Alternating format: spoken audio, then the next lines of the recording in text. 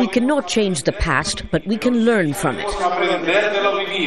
With these words, Chile unveiled a state-of-the-art Museum of Memory and Human Rights to pay homage to the more than 35,000 Chileans who were detained and disappeared, murdered, and or tortured during Chile's 17-year military dictatorship.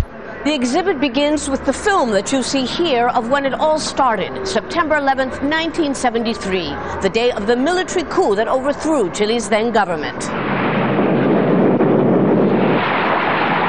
And then there are the testimonies of the survivors, the people who survived hours, days, weeks of incredible torture. I bled from my navel, my vagina, my nipples, my ears, my nose. But there are also incredibly touching exhibits, like, for example, this letter over here. It was written by a little girl addressed to General Augusto Pinochet, and in it she says that she knows that General Pinochet is a sensitive person, and she appeals to him to release her father from prison. President Michelle Bachelet, who survived a secret police interrogation center and whose father was tortured and killed in 1973, commissioned the museum. In the audience was VIVIANA DIAZ, whose father, a Communist Party labor leader, disappeared in 1975.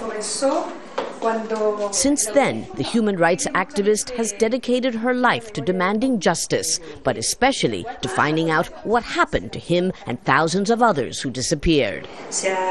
3 years ago, a former soldier broke a pact of silence and confessed her father's fate, a macabre privilege for VIVIANA DIAZ. After being tortured for 8 months, my father was finally asphyxiated with a plastic bag. And since he did not die, they injected him with cyanide.